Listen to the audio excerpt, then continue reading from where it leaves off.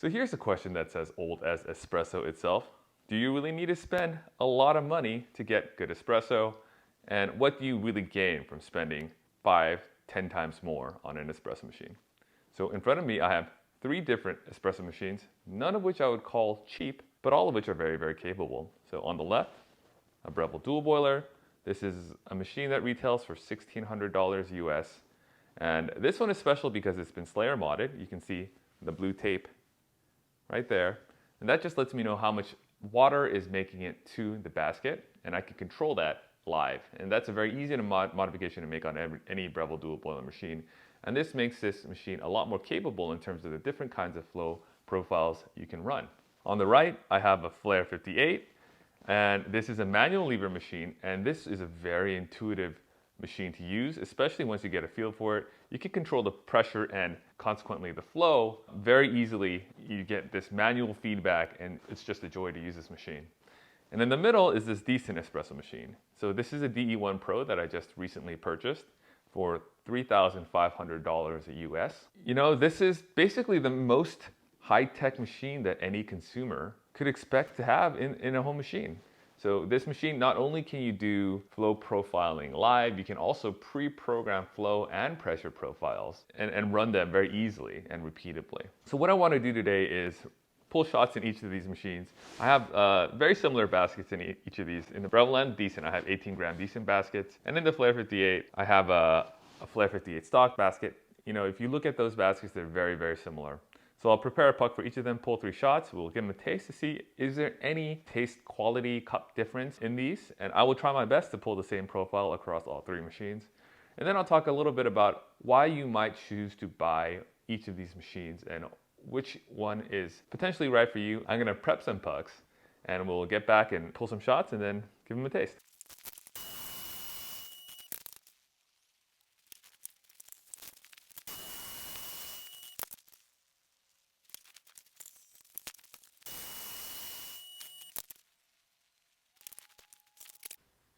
So I have this Flair preheated to about two lights that should be around 90 degrees Celsius. And we will pull the turbo blue, which is a ramp up to 6 bars, then a hold until about 2 bars, and then a ramp back up to 6 bars, slowly decreasing down to maybe 4 bars for this light roast coffee. And we'll be pulling this at about a 1 to 2, so aiming for 32 grams out. So infuse up to about 6 bars, hold until 2 bars, and back up to 6 bars. Slowly decreasing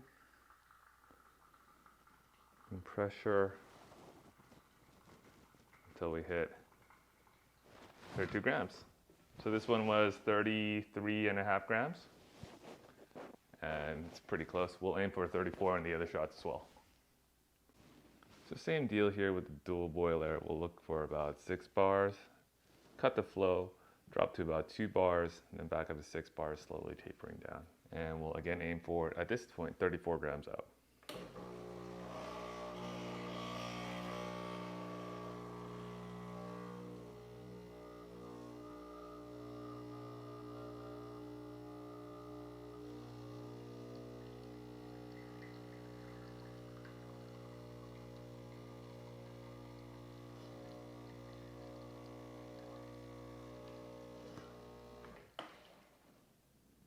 This one was about 34.5.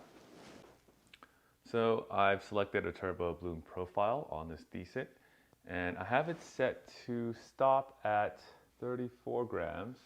And I've had some trouble recently with this stop by weight, so hopefully that works. And if not, I'll just have to stop it manually. So here we go.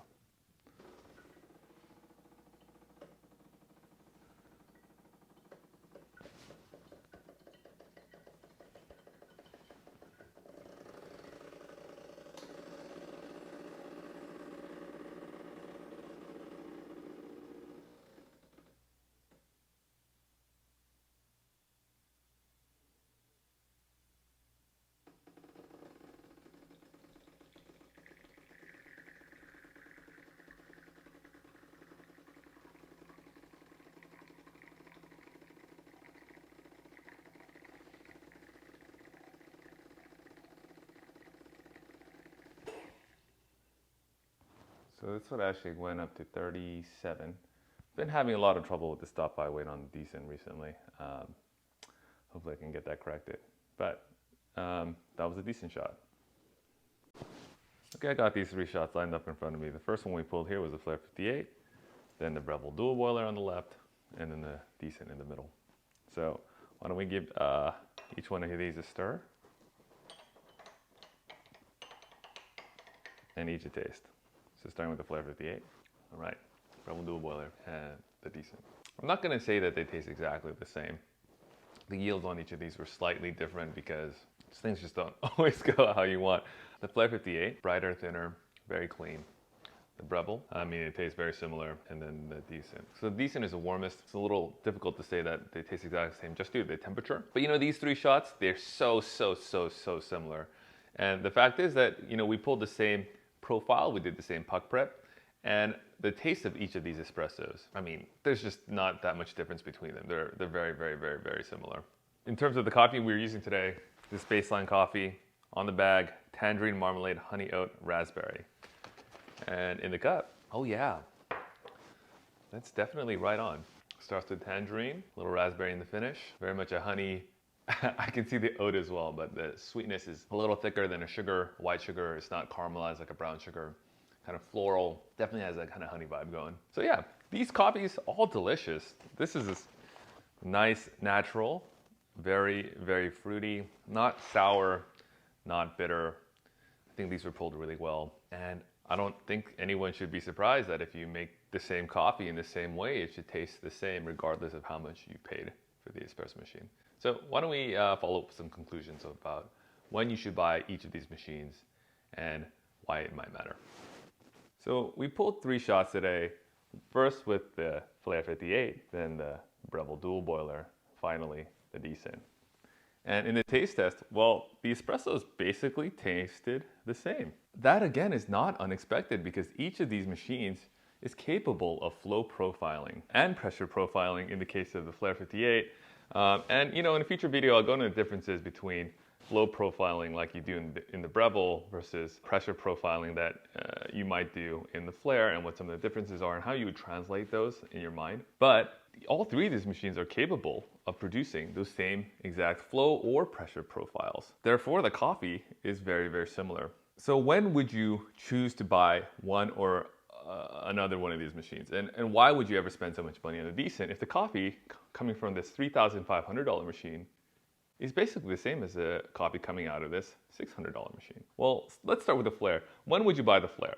You would buy the Flair if you only like espresso drinks and you're not such a big steamed milk drinker. You'll notice that these other 2 machines have steam wands, so if you're making coffee for friends, just in my experience, non-espresso geeks don't drink espresso. They like milk drinks, right? They like something they're familiar with. Everyone, you know, in your first introduction to specialty coffee, you're going to something like Starbucks and getting a latte or a cappuccino, something like that. So, you know, that's much more approachable. So if you're making drinks for friends or partners or family members, most likely you're going to want to have some steamed milk. So if you're doing that with any sort of frequency, in the Flair 58, you can do it, but it's just not as convenient. You need to get a different mechanism for heating and frothing the milk. Right, so it's just a little less convenient to make a milk drink with the Flair 58, even though I think the Flair 58 is my favorite machine to use to make espresso.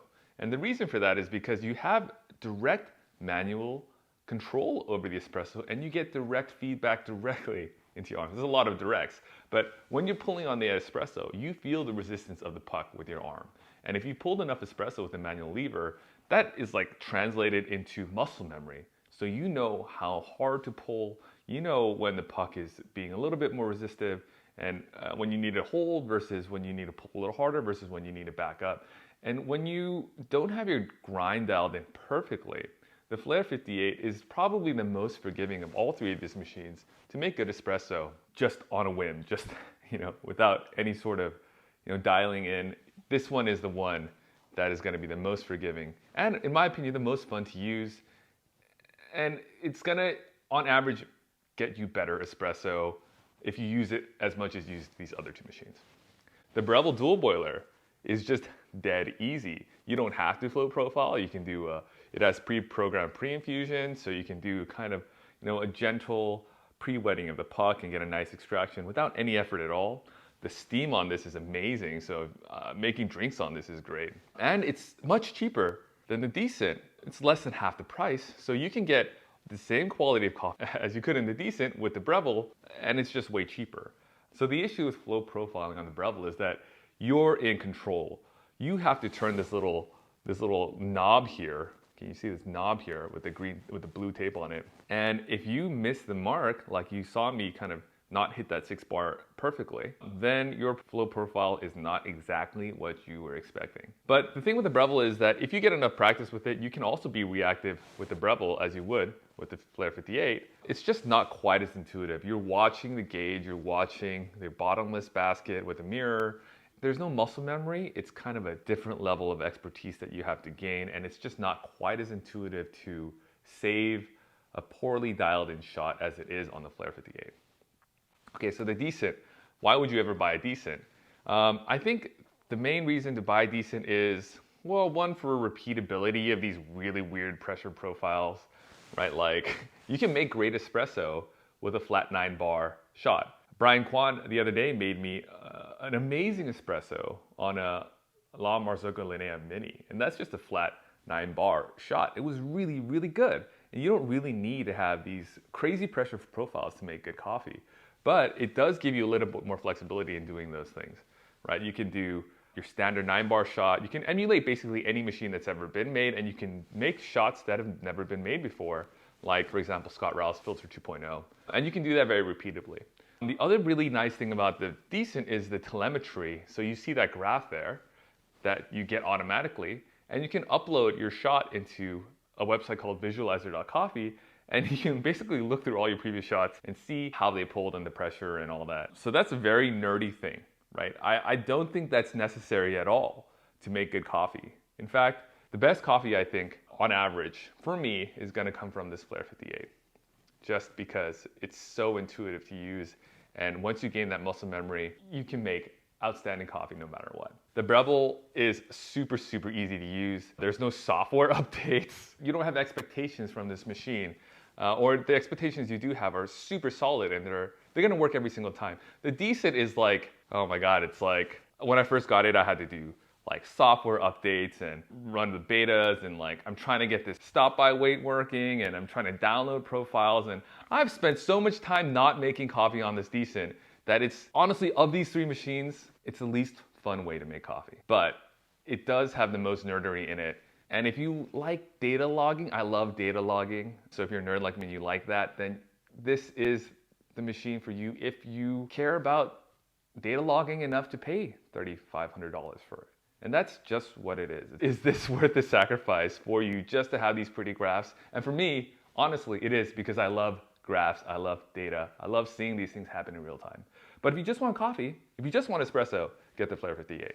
If you want great espresso with all the capabilities of a Decent, but for half the price, and you don't care about looking at graphs every single day, then get the Breville. And if you don't mind about doing like software updates and debugging and like just figuring out how I connect Gmail, my email, to my espresso machine so I can download these profiles, or, you know, check the latest nightly that's unstable to get some feature that's just brand new off the presses, like, wow, like, if you don't mind about that sort of stuff, get the Decent, right? So the Decent is super, super, super specialized, and I honestly don't recommend it for 99.9% of espresso drinkers out there. I think the Breville Dual Boiler, honestly, if you can spare the cash, is the one to get to make great coffee every day. Dead easy, wake up in the morning, it's already turned on for you, there's an auto on feature, and you just like put your portafilter in, push the button and you get coffee. If you want great coffee every day, you train your beans a lot, you want to do a lot of experimentation, the 58's great, and the Decent for the ultra nerds. All right, so hopefully that helps you. The very short conclusion is, do you need to have a Decent? No, definitely not. Do I recommend you buy a Decent? Only if you care about graphs. If you want great coffee, 58. If you want easy coffee, Breville Dual Boiler. So, you know, there's a lot of other machines you can buy. These aren't the only 3 machines in existence in the universe, and they are honestly not the cheapest machines, but for the highest quality coffee, for the most flexibility, these are among the 3 machines that I would pick from. So I hope you enjoyed this video. You know, stay tuned for more.